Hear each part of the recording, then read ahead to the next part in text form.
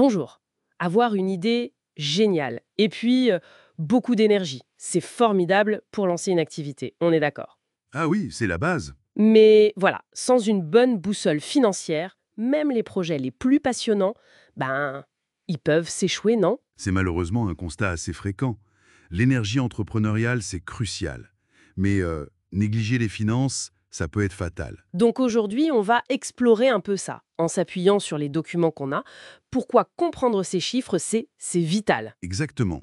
Et l'objectif, soyons clairs, c'est pas de transformer tout le monde en expert comptable. Non, heureusement. L'idée, c'est plutôt d'acquérir les clés ben, pour lire les signaux importants, piloter son entreprise, et puis dialoguer efficacement avec son banquier, son comptable. D'accord. Alors, justement, quels sont les plus gros pièges à éviter? Les sources pointent souvent une erreur assez classique, non? Oui, euh, confondre chiffre d'affaires et rentabilité. Ah, voilà. Le fameux beaucoup d'argent qui rentre, mais ça ne veut pas dire qu'on gagne de l'argent au final. Précisément, on peut avoir un gros volume de vente, mais si la marge est trop faible, voire négative, on perd de l'argent sur chaque vente. Et parfois, on ne le voit pas tout de suite. Et l'autre erreur, c'est de regarder que le compte en banque. Oui, piloter uniquement avec le solde bancaire. La trésorerie, c'est vital, c'est l'oxygène, d'accord? Mais ça ne dit rien sur la rentabilité de fonds. C'est un peu comme conduire en ne regardant que la jauge d'essence. C'est une bonne image, oui. Sans voir la vitesse, la température moteur, on manque d'informations critiques. Et la conséquence, ben, ce sont de mauvaises décisions.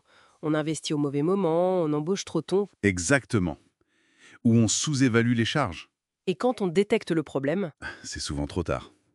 Et puis, il faut dire que les documents eux-mêmes, bilan, compte de résultats, ça peut faire peur. Ça semble complexe. c'est vrai, ça peut impressionner au début, mais l'idée, c'est pas de tout maîtriser dans le détail, mais d'en saisir l'essentiel. C'est-à-dire, Ben, pouvoir lire un compte de résultats, par exemple, comprendre d'où vient l'argent, les ventes, et où il va. Les coûts, les frais.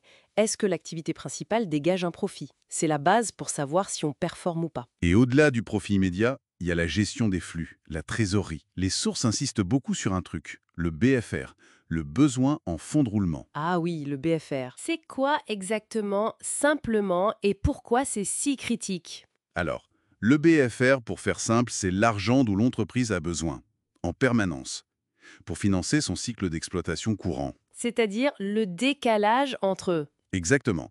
Le décalage entre le moment où on paye ses fournisseurs, ses salaires, où on stocke la marchandise, et le moment où on est payé par les clients. d'accord. Si les clients payent tard et qu'il faut payer les fournisseurs tôt, ce besoin d'argent tampon, il augmente. Et c'est d'un piège énorme. Parce que même si on est rentable sur le papier, Oui, des entreprises très rentables ont fait faillite faute de trésorerie pour financer ce BFR. Elles sont asphyxiées. Comprendre et anticiper son BFR, c'est vital pour sa survie à court terme. C'est beaucoup plus clair comme ça. Donc, si on résume, maîtriser ces quelques concepts clés, la rentabilité via le compte de résultat et les flux via le BFR et la trésorerie, ça change vraiment la donne. ah oui, radicalement. Ça permet de prendre des décisions bien plus éclairées, plus rapides. Est-ce qu'on peut accepter ce contrat, investir dans cette machine, embaucher cette personne? Les réponses sont dans les chiffres en fait. Souvent oui.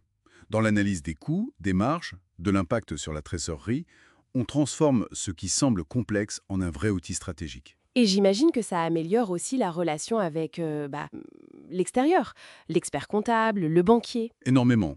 Déjà, parler le même langage que son expert comptable, ça rend le dialogue plus constructif.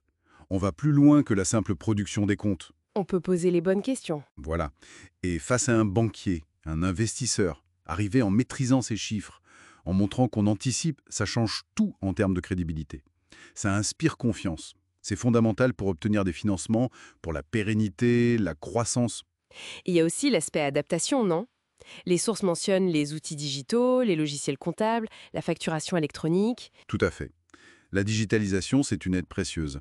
Ça permet d'avoir une vision plus rapide, plus fiable. Mais attention, Oui, ça ne remplace pas la compréhension des mécanismes derrière les chiffres.